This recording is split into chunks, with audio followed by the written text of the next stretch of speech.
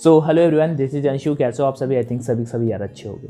Video का main topic क्या है? इंडियन एयरफोर्स ज्वाइन करना होता है, इंडियन नेवी ज्वाइन करना होता है, इंडियन कोस्ट गार्ड ज्वाइन करना होता है। सबके अलग अलग सिलेक्शन प्रोसीजर होते हैं। In uh defence category if I am talking about air force, then भाई इतना हार्ड नहीं होता। मतलब जितना इंडियन नेवी को क्रैक करना होता है, जितना इंडियन एयरफोर्स, जितना मतलब कोस्ट गार्ड को क्रैक करना होता है, इंडियन एयरफोर्स को अगर क्रैक करना इतना ईजी काम नहीं है, बट इतना डिफिकल्ट भी नहीं है।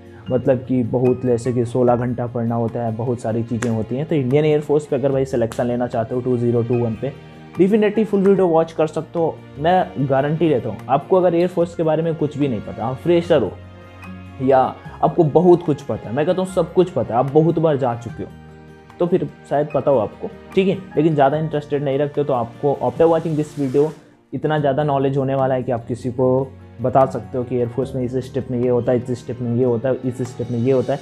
सबका सब कुछ आप बता सकते हो किसी भी तरह का। सो वीडियो पे बने रहना, देखना, पसंद आएगा इसकी गारंटी मैं लेता हूँ। वन मोर इम्पॉर्टेंट थिंग, भाई कोई मीम तो मैं बताने वाला जा नहीं रहा हूँ कि पसंद आएगा आपको, क्रेज़ आएगा।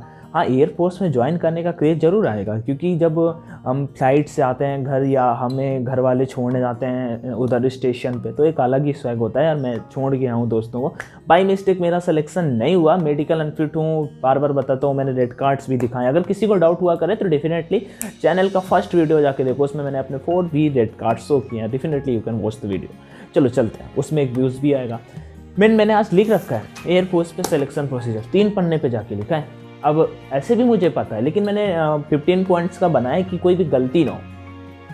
आप सिलेक्शन कैसे ले सकते हैं? देखो, सबसे पहले तो भाई साहब आपको 12th क्लियर करना पड़ेगा। 12th क्लियर करने से पहले आप एयरफोर्स के लिए फॉर्म अप्लाई नहीं कर सकते हो। एयरफोर्स में 2 पोस्टें होती हैं, ठीक है। मैं एपकैट की बात नहीं कर रहा हूँ, जो सबसे मतलब जहाँ पे हम 12th करने के बाद जिसके लिए फॉर्म अप्लाई कर सकते हैं, उससे हम बोलते हैं एयरफोर्स साल में 2 बार वैकेंसी निकालता है। मीन्स 1 ईयर में 2 बार वैकेंसीज निकालता है। वैकेंसी वो क्लियर नहीं करता, बट मैं बता देता हूँ, ऑलमोस्ट 3500, ठीक है, 3500, 3600, 4000, 3500 से 4000 के बीच में होती हैं, जिसमें एक ग्रुप होता है एक्स, दूसरा ग्रुप होता है वाई।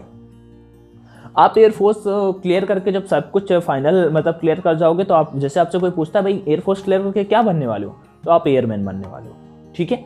आगे बढ़ते हैं, 12th क्लियर कर लोगे, फॉर्म फिल करने जाओगे। एयरफोर्स जब वैकेंसी निकालता है, 2 बार वैकेंसी कब आती है ईयर में? मैं इस बार कोविड का हटा दूं, कोविड की वजह से हो गया, अदरवाइज जो एयरफोर्स का रेगुलर चलता है, एक बार आपका दिसंबर स्टार्टिंग पे वैकेंसी आता है, और दूसरी वैकेंसी आपका जून एंड या स्टार्टिंग जुलाई पे 2 बार भर्तियाँ। पेपर एक आपका मार्च में होता है, एक पेपर आपका सितंबर पे होता है। अब इस बार पेपर आपका अप्रैल में हो रहा है ड्यू टू कोविड-19, क्योंकि 1 मंथ आपका पेपर, मतलब इस मंथ मैं वीडियो शूट कर रहा हूँ 7 जनवरी 2021 को, ठीक है। आगे बढ़ता है, नेक्स्ट थिंग, हमने फॉर्म फिल कर दिया। फॉर्म फिल करने के लिए क्या डॉक्यूमेंट चाहिए? हम क्या ऐसे ही मैं कहता हूँ मैं पास हो गया हूँ, क्या फॉर्म फिल कर सकता हूँ? नहीं, मैं बताता हूँ डॉक्यूमेंट क्या चाहिए।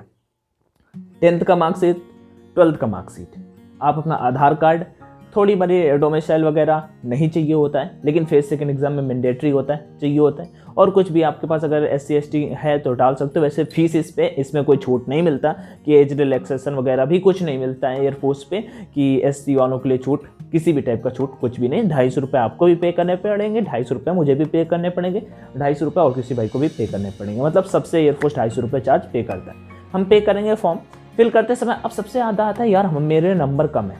मैं कहता हूँ आपका टोटल परसेंट एयरफोर्स कितना मांगता है? 50% से कम नंबर है, आप फॉर्म नहीं अप्लाई कर सकते। अप्लाई कर दो कि एडमिट कार्ड नहीं आने वाला, ठीक है। यार रिजेक्ट किए जाओगे कहीं ना कहीं, ये इसकी मैं गारंटी लेता हूँ। ऐसा एयरफोर्स का कहना है, जो एयरफोर्स का कहना है वही मैं बता रहा हूँ। उनका जो मीन्स ऑफिशियल नोटिफिकेशन है, definitely you can read, okay. तो होता क्या है, हम ऑफिशियल नोटिफिकेशन पढ़ते हैं, उसमें लिखा क्या हुआ है कि एक्स ग्रुप या फिर वाई ग्रुप, दोनों आप तीनों पोस्टों के लिए अप्लाई कर सकते हो। एक्स ग्रुप के लिए अलग कर सकते हो, मतलब कि या तो आप एक्स ग्रुप के लिए कर सकते हो या वाई ग्रुप के लिए कर सकते हो, या XY दोनों पोस्टों के लिए अप्लाई कर सकते हो। ये आपके ऊपर डिपेंड करता है, आप जिसके लिए अप्लाई करना चाहो आप आराम से कर सकते हो। लेकिन एक ही पोस्ट के लिए कर सकते हो, XY का कर सकते हो, साथ में आपको XY का पेपर देने को मिलेगा। X का रिजल्ट अलग आएगा, Y का रिजल्ट अलग आएगा। डेफिनेटली मोस्टली XY का फॉर्म फिल करते हैं कि शायद आई X में मैं पढ़ाई करता हूँ, Y में तुक्के मार देंगे शायद निकल जाए, ऐसा थिंक करके कर लेते हैं, ठीक है। अब देखो, तो मैं नंबर का बता रहा था। एयरफोर्स का कहना क्या है कि आपके 50 नंबर इंग्लिश से कम नहीं होने चाहिए। अगर मैथ में आपके 48 नंबर हैं, फिजिक्स में आपके 46 नंबर हैं, और इंग्लिश में आपके 55 नंबर हैं, तो टोटल ये वो 55 मतलब कि 4 ही धरा के 50-50 हो गए, और 1 नंबर इंग्लिश ने बढ़ा दिया, आप फॉर्म अप्लाई कर पाओगे और आपका एडमिट कार्ड भी आएगा। मतलब कि फाइनली मेरा कहने का मतलब इंग्लिश में 50 से कम नंबर है, 49.9 है, आप फॉर्म नहीं अप्लाई कर सकते हो, ऐसा एयरफोर्स का कहना, और जो राइट भी है। आगे बढ़ते हैं नेक्स्ट थिंग पे, यही वाई ग्रुप पे। और फाइनली ओवरऑल भी आपके 50% होने चाहिए, 50% से कम मार्क नहीं होने चाहिए, और इंग्लिश पे आपके 50 मार्क्स से कम नहीं होने चाहिए। फिजिक्स मैथ में होंगे, काम चल जाएगा। आगे बढ़ते हैं, यही आपका बायो वाला वाई ग्रुप का हो गया, हमने फॉर्म फिल कर दिया। फॉर्म फिल करने के बाद आपका अब स्टेप फर्स्ट कंप्लीट हो रहा है, ठीक है। हमने फॉर्म फिलिंग 10 हो गया, सबका फॉर्म सबने भर दिया सेंटर से, और एप्लीकेशन फॉर्म चाहो तो निकला के घर ले आओ। अगर एप्लीकेशन निकला के लाना है तो मैं बता देता हूँ, कलर पे निकला के लाना। कब निकला के लाना? कलर पे, क्योंकि जब आपका फेज सेकंड जब आप रिटर्न क्लियर कर दोगे तो एयरफोर्स दूसरे स्टेप का एडमिट कार्ड देता है, और उसमें लिखा होता है कि जब आपको वहाँ पे फेज सेकंड के लिए रिपोर्ट करना है, जब रनिंग होगा भाई, भाग दौड़ बिल्कुल, तो उसमें आपको प्रिंट आउट एप्लीकेशन फॉर्म का, जिसमें वो चेक करते हैं कि आपने फीस 250 रुपये दी है कि नहीं, इसलिए वो कहते हैं कि आपको कलर प्रिंट आउट लेके आना है। नहीं मानना तो किसी से पूछ लेना, या निकालना तो आपको खुद भाई पढ़ने को मिल जाएगा, अपने को पता है, ठीक है। आगे बढ़ते हैं भाई। हाँ, तो आगे आते हैं नेक्स्ट स्टेप की ओर। नेक्स्ट स्टेप क्या होने वाला है?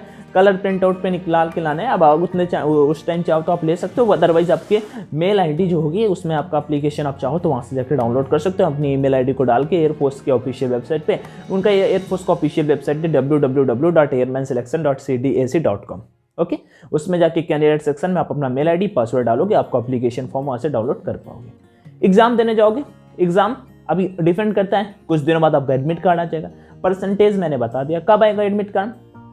3 दिन पहले आप डाउनलोड कर पाओगे एग्जाम से। ये नया पैटर्न एयरफोर्स ने इस बार नोटिफिकेशन पे दिया है। और लेकिन मैं एक बात बता दूं कि लगभग आपको 15 दिन पहले पता चल जाएगा, 10 दिन पहले आपको सेंटर मतलब एग्जाम से पहले पता चल जाएगा कि आपका एग्जाम कहाँ पे है। एयरफोर्स फॉर्म फिल कराते समय आपसे 2 चीज़ें भी पूछ लेता है कि आप एग्जाम कहाँ देना चाहते हो। डेफिनेटली आप अपने सिटी में फिल करोगे तो 5 चॉइसेस आपसे मांगता है एग्जाम सिटी की। जरूरी नहीं कि वो आपको मिले, लेकिन मोस्टली आपको वही मिल जाती हैं। उसके बाद फिर सेकेंड एग्जाम के लिए भी वो आपसे चॉइसेस भरा लेता है, फिल करा लेता है। उसके बाद आगे बढ़ता है, फॉर्म फिल हो गया आगे। अब आपने केवल एक्स ग्रुप का अगर फॉर्म फिल किया है, ठीक है। एक्स ग्रुप के 3 सब्जेक्ट होते हैं, कौन कौन से? फिजिक्स, मैथ और इंग्लिश, जिसमें आपको 20 मिनट इंग्लिश के लिए मिलते हैं, 25 मिनट आपको फिजिक्स के लिए मिलते हैं, और 25 मिनट आपको मैथ्स के लिए मिलते हैं। टेक्निकल मैथ 12th के बेस से सिलेबस, टेक्निकल मैथ 12th का सिलेबस सीबीएसई बोर्ड, ठीक है। 11th एंड 12th बोथ, अभी वो अलग अलग कर दिए, 11th and board 12th complete हो अच्छे से। अगर अपने दम से 80% मार्क्स लाए हो, मैं गारंटी देता हूँ भाई कोई नहीं रोक सकता, ऐसे ही निकाल दोगे। बस स्पीड की गारंटी नहीं देता कि आपने जितना प्रैक्टिस की होगी तो अच्छे नंबर ले आओगे, नहीं तो निकाल दोगे ऐसे ही। पेपर इतना ईजी पेपर आता है, तभी तो एक्स ग्रुप का कट ऑफ आपने देखा ना यार, 44, 45, 43, 43.75 इस बार क्या। आगे बढ़ते हैं, वाई ग्रुप का सिलेबस क्या होता है? 20 नंबर इंग्लिश, 30 नंबर रागा, टोटल 45 मिनट्स, और क्वेश्चन मतलब 45 मिनट में 50 क्वेश्चंस, और एक्स ग्रुप में 60 मिनट में 70 क्वेश्चन, ओके। उसका जिसने एक्स वाई ग्रुप बोथ को अप्लाई किए हैं उसको क्या होगा? उसको वाई ग्रुप का भी पेपर देने को मिलेगा साथ में। इंग्लिश दोनों का सेम रहेगा, मतलब 20 नंबर का इंग्लिश, 25 का फिजिक्स, 25 का मैथ, 70 होगा, 30 का रहेगा, मतलब 100 नंबर 85 मिनट में। 85 मिनट में कितने क्वेश्चन? 100 क्वेश्चन, ठीक है। 1-1 मिनट का बीच, मतलब जब हम ऑनलाइन पेपर देने जाते हैं तो 1-1 मिनट का बीच में हमें गैप मिलता है। पूरा पेपर हमें एक साथ नहीं चालू करने देते हैं, 1-1 मिनट का हमें टाइम मिलता है, उसके बाद हम चालू करते रहते हैं और पेपर ऑनलाइन दे देते हैं, ठीक है। पेपर हो गया, पढ़ाई कर ली ना। अब सब्जेक्ट का मैं अलग से वीडियो बना दूंगा कि किस टॉपिक से कौन कौन से चैप्टर होते हैं, बट मैंने ये शॉर्ट में बता दिया कि आपका 12th का सिलेबस होता है, ठीक है। आगे बढ़ते हैं, नेक्स्ट स्टेप क्या होता है? भाई हम घर आ गए बिल्कुल चिल मार के, ठीक है, निकले उधर से, सभी का बिल्कुल भाई बहुत अच्छा पेपर हुआ, बहुत अच्छा पेपर हुआ है, सभी ऐसा बोलते हैं। बहुत तो बोलते हैं भाई खराब हो गया यार, आते हुआ क्वेश्चन गड़बड़ हो गया, बहुत सारी चीज़ें ऐसा, ठीक है। आगे नेक्स्ट स्टेप का रिजल्ट आ गया, पहुँचे फेज सेकेंड एग्जाम पे। अब मतलब कि कुछ दिन बाद ऑलमोस्ट मैं बोलूँगा मैक्सिमम, इस बार एग्जैक्ट बोलूँ तो 20 डेज़ में आ गया था, लास्ट टाइम 30 डेज़ में आ गया, तो उससे पहले 12 डेज़ में आ गया था रिजल्ट का, ठीक है। ये सब डिजिट्स पता है यार थोड़ा सा, क्योंकि आपने इसी पे रहते ज़्यादा करके मोस्टली, ठीक है। तो आगे बढ़ता है, डाउट हो तो यूट्यूब कर लेना, मिल जाएगा। रिजल्ट वाला डे देखना, कंपेरिजन के बेसिस पे सब कुछ मिल जाएगा। आगे बढ़ते हैं, नेक्स्ट स्टेप क्या होता है? नेक्स्ट स्टेप एयरफोर्स आपका कुछ दिन बाद रिजल्ट डिक्लेयर करेगा। जिस दिन रिजल्ट डिक्लेयर करेगा किस बेसिस पे करता है? रिजल्ट जैसे एक्स ग्रुप की मैं बात करता हूँ तो भाई एक वो सेक्शन वाइज नंबर देते हैं कि इंग्लिश में आपका जैसे कि 20 में से आपके 9 नंबर होने चाहिए, मैथ में 20 में से 9 होने चाहिए, और फिजिक्स में 20 में से 9 होने चाहिए, रागा में 30 में से 15 होने चाहिए। उसके बाद अगर 9 में से 8 हुए और फिर इतना तो करते हैं, उसके बाद एक फाइनली एक डिजिट रख देते हैं, 9 तिरका 27 होता है, लेकिन 27 से आपको काम नहीं चलेगा और उनको चाहिए 40 नंबर। मतलब कि आपके आदर्श आपको स्कोर और करना है, लेकिन इतने में जैसे मैं कहता हूँ आप 50 ला देते हो, 70 में 50 ला देते हो एक्स ग्रुप के पेपर में, लेकिन आपके फिजिक्स में 8 नंबर ही आए तो आप फेल हो जाओ। रागे में 14 आए, टोटल आपने इंग्लिश में 20 ला दिए, उसमें 14 नंबर ही आया, कट ऑफ गया था 30 नंबर, तो आपने स्कोर तो 33 नंबर कर लिया जाके, लेकिन भाई फाइनली आप आउट हो गए। क्यों आउट हो गए? क्योंकि आपने एक सेक्शन पे फोकस नहीं किया, आपने एक सेक्शन पे नंबर कम किए। ये काम नेवी भी करता है, ये काम नेवी भी करता है। सो इस तरह का कुछ होता है प्रोसेस। उसके बाद अगर आप नंबर ले आते हो तो डेफिनेटली आप क्लियर कर जाते हो। उसके बाद नेक्स्ट स्टेप को आपको अब उसी दिन जैसे जो अब ऑलमोस्ट एयरफोर्स 15 to 16,000, इस बार एयरफोर्स ने 17,000 किया है, ठीक है, 17,000 कैंडिडेट को शॉर्ट लिस्ट किया है। 17,000 कैंडिडेट को शॉर्ट लिस्ट करेगा एयरफोर्स, ऑलमोस्ट मैं कहता हूँ 15,000 कैंडिडेट को शॉर्ट लिस्ट करता है, मतलब रिजल्ट के बेसिस पे। वैकेंसी मैंने आपको एवरेज स्टार्टिंग में बताई थी 3500। अभी तो मेन काम शुरू ही नहीं हुआ, अभी तो बहुत चीज़ें होनी बाकी। भाई एयरफोर्स है, सिलेक्शन इतनी मुश्किल से नहीं मिलता। फेस सेकंड एग्जाम, कुछ दिनों बाद आपको फेस सेकंड एग्जाम के लिए बुलाया जाएगा। आपको कुछ डॉक्यूमेंट्स दिए जाएंगे, जैसे कि डॉक्यूमेंट्स में फर्स्ट नंबर पे आपका आ जाता है एप्लीकेशन फॉर्म, फिर सेकंड का एडमिट कार्ड, डोमिसाइल सर्टिफिकेट, जिन्हें आपका 10th का मार्कशीट, जिन्हें आपका 12th का मार्कशीट, और भी काफ़ी कुछ डॉक्यूमेंट्स, ठीक है, लेके पहुंचे सेंटर पे एंट्री मार के। तब काफ़ी मतलब एक दिन पे मैं बोलूँ 250 से 300 कैंडिडेट का रिपोर्टिंग होता है। आगे बढ़ता है, सबसे पहला टास्क क्या होता है, आपको आपका चेस्ट नंबर यहाँ पर मिल जाता है, बिल्कुल ऐसे ऐसे बांध लिए और फुर्ती में बिल्कुल तैयार घर से। अब जिसका रेस 7 मिनट यार आता है तो वो तो डरेगा कि यार पता नहीं कैसा सेंटर है वगैरह वगैरह। कानपुर सेंटर पे जाने वालों 7 मिनट आएगा कभी इन फ्यूचर, तो भाई जैन मार दोगे, आपको कोई नहीं रोक सकता, क्योंकि बहुत छोटा ट्रैक है। ऐसा मेरा पर्सनल रिव्यू है वहाँ का, मेरा भी फर्स्ट टाइम आता था और मैंने आराम से मार दिया, तो मुझे कभी भी ऐसा नहीं लगा कि मतलब फर्स्ट टाइम। उसके बाद अभी अगर मैं लेटेस्ट करता हूँ 550 आ रहा है, मैं डेली वर्कआउट के लिए जाता हूँ, ठीक है, सॉरी उसके लिए थोड़ा सा बैग है फ्लो। आगे बढ़ता है भाई, ये तो हो गया। अब आगे आते हैं फेज सेकंड एग्जाम पे। अच्छा, फेज सेकंड एग्जाम पे बढ़ने से पहले मैं थोड़ा सा परीक्षा ऐप के बारे में बात कर लेता हूँ। अब सभी कभी भी मतलब टेस्ट वगैरह लगाते हो, ठीक है, बढ़ूंगा मेन टॉपिक पे आऊँगा, भागना मत यार, हाँ ठीक है।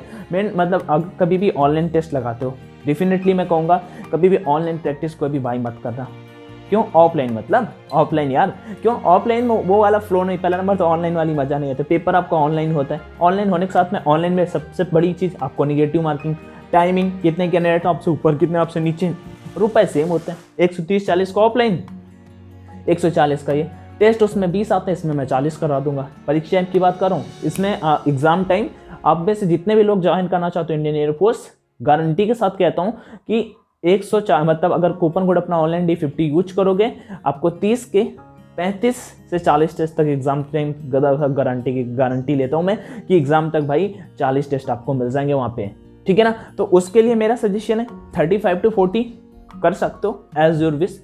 बाकी बाई करते समय हमेशा, और वहाँ पे बहुत सारी फैकल्टीज यार आपको मिलती हैं, सब कुछ बताने रहा हूँ ना, जैसे पेपर पैटर्न में क्वेश्चन आते हैं। अभी मैंने जब रैली एग्जाम हुए थे ना, सेम टू सेम वैसे ही क्वेश्चन फंसे थे वहाँ पे। मैंने नए टेस्ट जैसे कोस्ट गार्ड का पेपर आए, कहीं भी आपको अवेलेबल न्यू वाले टेस्ट नहीं मिलेंगे एक्सेप्ट परीक्षा। तो definitely you can check out there and use my coupon code online D50 for 50% discount, minute 140 में मिल जाएगा। और एक बार आपने कभी बाई किया ना, तो इन फ्यूचर कभी भी बाई करोगे तो केवल 110 रुपये आपको पे करने पड़ेंगे, जितने भी वहाँ पे टेस्ट है। जैसे मैं कहता हूँ, एक बार एग्जाम्पल दे लेता हूँ, एयरफोर्स एक्स ग्रुप का बाई करते हो 140 रुपये देता हूँ, फिर उसके बाद अपने 20-25 30 टेस्ट थे लगा लिए।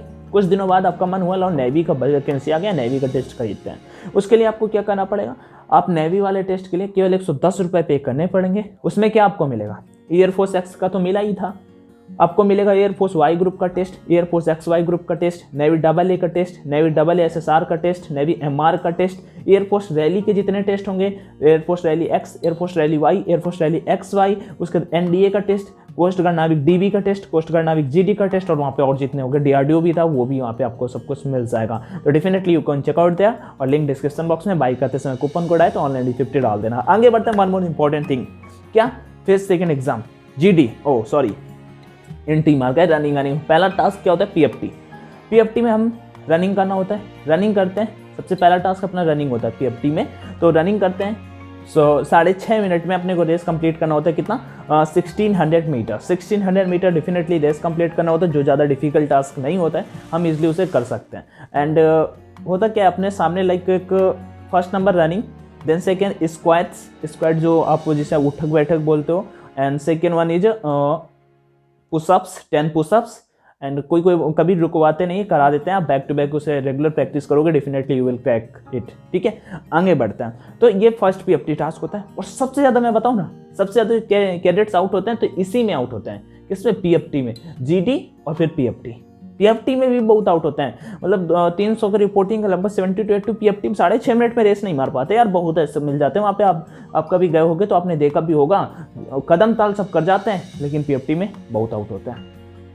सबसे पहला टास्क जो क्लियर कर गए भाई आ जाओ साइड में, जो फेल हुए आ जाओ साइड में, कोई नहीं, आप दोबारा आइएगा और आप बहुत आगे आ गए, आपने रिटर्न निकाला, आप उनसे अच्छे हो, जो 6 लाख फॉर्म पढ़े थे आप उस कैटेगरी में उनसे बेटर हो, आप नेक्स्ट टाइम तो डेफिनेटली कर जाओगे। मेहनत करके आना, कोई दिक्कत का सीन नहीं है, आप जा सकते हो। Now you can go now, ऐसा कुछ। ठीक है, मतलब यू कैन गो नाउ। ये लोग गए, अब हम बचे, आप बचे यहाँ पे। अगले टास्क के लिए तैयार, एक रूम पे जाओगे, बिल्कुल रूम हो सकता है, खुली जगह हो सकती है, वो सेंटर वाइज डिपेंड करता है किस सेंटर पे। एयरफोर्स के सेंटर है, 15 SC हैं एयरफोर्स के, हम उसमें मतलब अलग अलग और भी SC हैं, सीमस मतलब एयरमैन सिलेक्शन सेंटर, उसमें आपको दूर दूर बैठा दिया जाएगा। आपके पहले डॉक्यूमेंट्स बहुत, उस दिन बहुत डॉक्यूमेंटेशन, आप थक जाओगे, मे बी आपको बहुत थोड़ा सा, मे बी आप इरिटेट टाइप में होते हो तो आपको होना पड़ सकता है। क्यों होना पड़ सकता है? क्योंकि एयरफोर्स बहुत फॉर्म फिल कराता है, लेकिन वो तो भाई सिंपल है, फॉर्म फिल करने पड़ेंगे।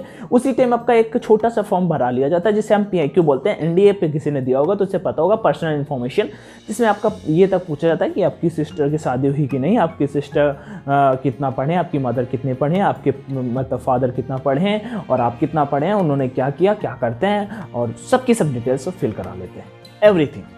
ठीक है, फुल डिटेल्स एयरफोर्स वहाँ पे आपका मतलब आपके बारे में फुल PIQ टाइप में ले लेता है। NDA पे थोड़ा ज़्यादा मांगते हैं, उसमें थोड़ा सा कम, लेकिन फुल डिटेल्स आपके ले लेते हैं। आगे बढ़ते हैं। SRT टेस्ट होता है, जिसे हम 81 टेस्ट एयरफोर्स बोलते हैं, एडेप्टेबिलिटी टेस्ट फर्स्ट, जिससे हम आगे बढ़ते हैं। 81 टेस्ट 30 मिनट में 45 क्वेश्चंस करने होते हैं, सब सिचुएशन हमें दी जाती है और हमें टैकल करना होता है। बहुत कैंडिडेट उसे पास कर जाते हैं और फेल बहुत कम होते हैं। मैं बोलता हूँ 200 में लगभग 10-5, कभी कभी ज़्यादा भी हो जाते हैं, 25-30 एक एवरेज मान सकते हो, लेकिन इतना भी कभी कभी नहीं होते हैं। ठीक है, जिसमें 7 to 8 क्वेश्चन रीजनिंग के होते हैं।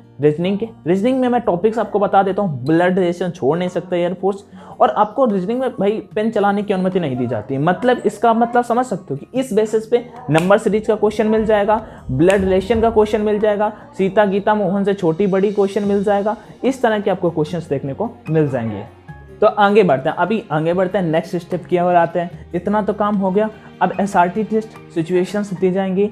भाई आपको आप रास्ते पे जा रहे थे और 2 आदमी रात में लड़ रहे थे, आप क्या करने वाले, उनका जाके झगड़ा सुलटाओगे, अपना रास्ते से निकल जाओगे, पुलिस को फ़ोन कर दोगे कि जाके बात करने के पता करोगे। भाई लड़ रहे थे, अब आपके ऊपर डिपेंड करता है आप क्या करने वाले हो। चारों ऑप्शंस राइट होते हैं, आपको बस अपने बेसिस पे आंसर कर देना होता है। रास्ते पे सांप आ जाता है, आप सपेरे के लड़के हो, मैं सपेरा का मैं कहूँगा बेटा नहीं हूँ, डेफिनेटली मैं सांप देख कर भागूंगा, सिंपल सा। या कोई इंटरेस्टिंग मतलब ज़्यादा स्मार्ट बनने की कोशिश कर, सांप आ रहा था रास्ते में, मैं साइड से निकल जाऊंगा।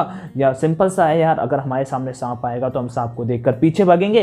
पहला नंबर जस्ट हम यही करते हैं, और सेकंड नंबर हम चाहे उसे ईंटे से मारें या उसकी पूजा करें या हम गिर के ऐसे ऐसे करने लगे। ठीक है, मतलब फर्स्ट नंबर यही होता है। सपेरा है तो सोचेगा लाओ पकड़ लेते हैं, भाई दूसरे दिखाने के खेल दिखाने के काम आएगा, ऐसा कुछ समझ सकते हो।